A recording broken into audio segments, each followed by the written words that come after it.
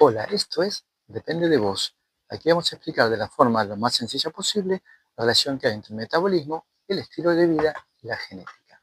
Mi nombre es Ricardo, yo voy a hablar de la B12.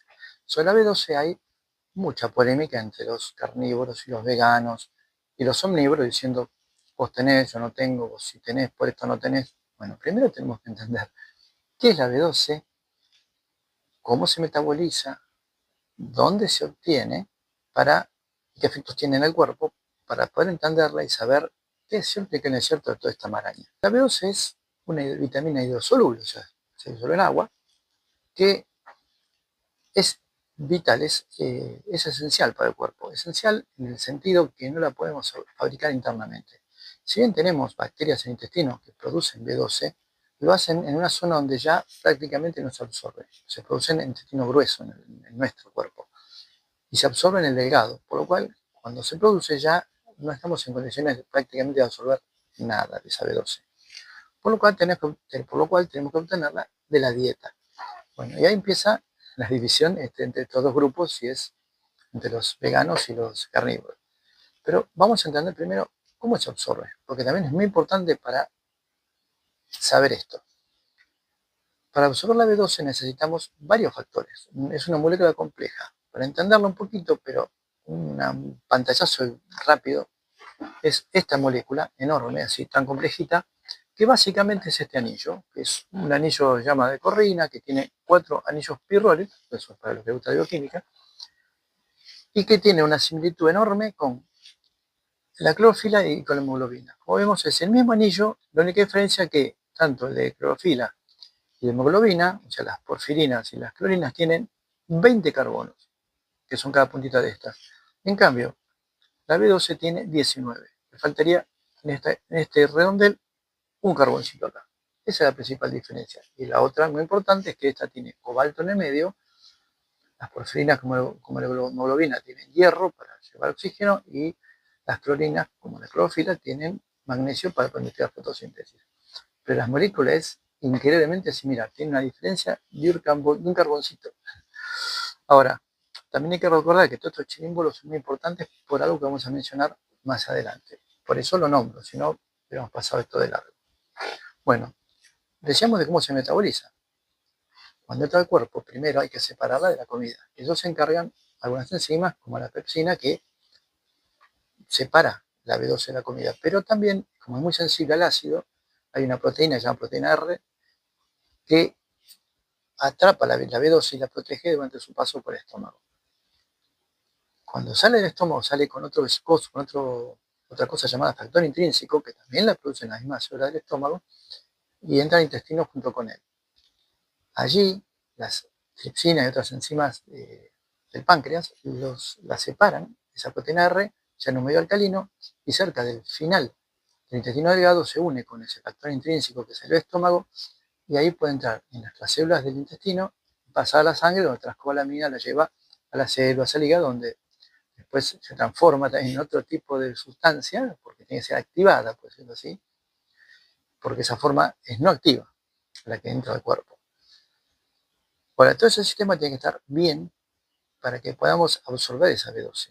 ¿Y qué suele suceder? Que, por ejemplo, las personas que tienen una operación de bypass gástrico o que consumen muchos antiácidos, su producción de factor intrínseco es bajísima, y también de la proteína R. O si tiene problemas en el páncreas, por ejemplo, que no lo puede separar después de la proteína R, vamos a tener un problema de absorción de la B12. Por eso se puede ser carnívoro y tomar antiácidos mucho tiempo, y en un par de años nos quedamos anémicos, porque no tenemos cómo absorberla. Se puede absorber la B12 también por lo que se llama difusión pasiva, pero eso solamente es el 1 o el 1,2% de lo que absorbemos, por lo cual tendríamos que tomar toneladas de B12 para obtener un poquito de esa cantidad que necesitamos tener presente en la sangre para que actúe. Ahora que sabemos qué es, cómo se metaboliza, vamos a ver dónde actúa. Es muy importante, la más conocida de las funciones de la B12 es para la anemia, para la sangre. En la hematopoiesis, que es la creación de la sangre, significa ese nombre. Allí es fundamental para la maduración de los eritrocitos. Si no, no hay glóbulos rojos parejitos y del tamaño normal, sino se hacen unos glóbulos grandes y deformes que se transforman en algo que se llama anemia megaloblástica, pues y no pueden cumplir la función que necesitan cumplir en la sangre. Ahí tenemos un tipo de anemia.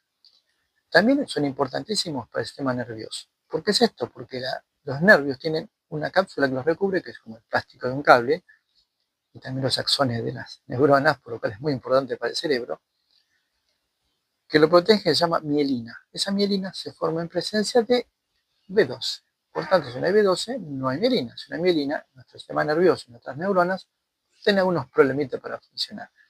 También es importantísima, hablando de este tipo de funciones para el cerebro y para los nervios, la conversión del triptófano en serotonina y en dopamina.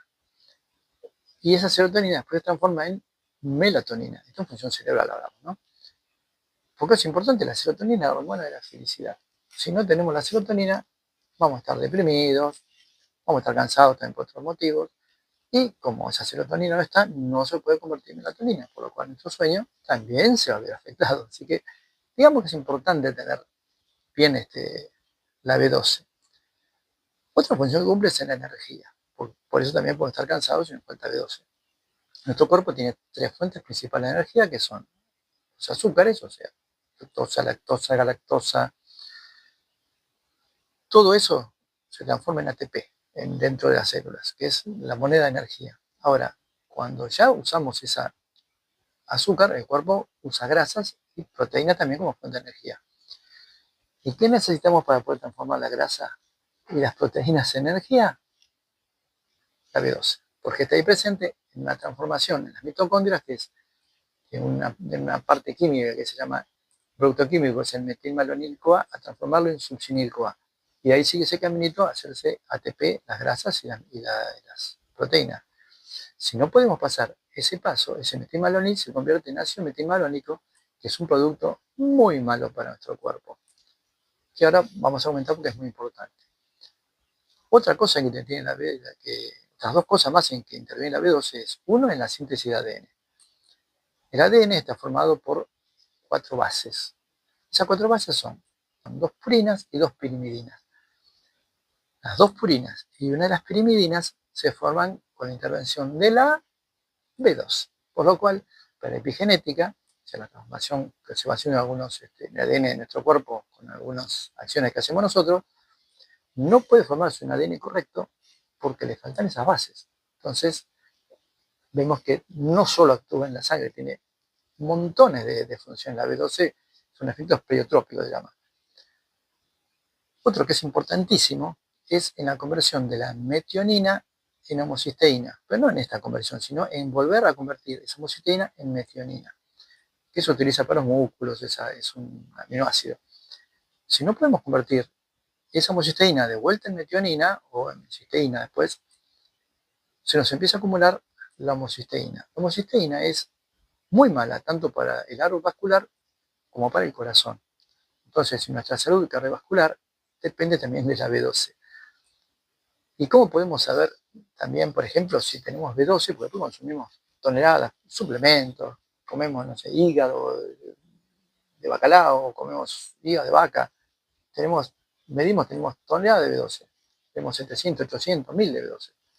Sin embargo, no significa que esté activa, porque el cuerpo tiene que transformarla en metilcobalamina o en adenosylcobalamina, que son las formas activas en las células y en el hígado. Si no, puede estar dando vuelta y no hace ningún efecto. Esto se puede saber por suerte hoy midiendo estos factores, como están la homocisteína y el ácido metilmalónico. Si en sangre está alta la B12 y estos dos productos también, por ese efecto sabemos que esa B12 no es activa. También tenemos la fortuna de que hoy se produce comercialmente la adenosylcobalamina y la metilcobalamina, porque las otras dos formas más comerciales y más baratas, que son la cianocobalamina y la hidroxicobalamina, si no son convertidas, vamos a repetir, quedan ahí dando vueltas sin hacer absolutamente nada. Otra cosa importante. También es importante saber qué B12 realmente podemos resolver y cuál no, porque existen también las B12 que no son activas y se producen en forma natural, que hay uno de los conflictos con los veganos. Por ejemplo, en una época se recomendaba la espirulina por su contenido en B12, pero tiene una B12 que es no activa, porque si en estos chirimbolos, como dijimos antes, que tiene alrededor, una de estas patitas de enlace está en otro lado, nuestro cuerpo no la reconoce. Entonces no la puede activar, no la puede convertir en una B12 activa. En cambio, por ejemplo, la clorela, que es una alga, otra alga porque la clorina, como le dicen alga, en realidad no es una alga, pero se considera como una alga. La clorela tiene B12 activa. Hay varios estudios ya que lo dan como hecho, pero por supuesto, como todo lo que es la ciencia, hay que hacer más estudios para saber. Pero la manera de saberlo es una persona que consume clorela, si cuando se hace un análisis de sangre tiene la B12 normal, le está haciendo efecto. Sino, evidentemente, hay que buscar otro sistema, porque puede pasar que también tenga ese problema que no puede bajar la homocisteína o el metilmalónico porque tiene otro problema ya genético para no poder convertir estos productos. Pero esto es bueno saberlo porque no solo está en los animales lo tienen porque lo comen, por ejemplo, los peces lo comen de las algas. Entonces, podemos ir a la fuente primaria. También el aceite de algas, que también es una buena fuente de B12. Y esto, por supuesto, debe analizarlo un médico porque, como siempre decimos, esta es una explicación metabólica para que conozcamos qué es la B12 y cómo la metabolizamos. Y qué podemos hacer dentro del cuadro que estamos en salud para mantenerla en esos valores. Después tenemos que ir al médico si tenemos un problema y se va a encargar de solucionarnos o de aconsejarnos qué tenemos que hacer. Lo bueno es que mientras estamos dentro de ciertos parámetros de salud, podemos hacer estas intervenciones como saber con qué alimentarnos y cómo saber si estamos haciendo las cosas bien. Y ahí, por suerte, tomar esas decisiones ya depende de vos. Tengamos todos una muy buena vida.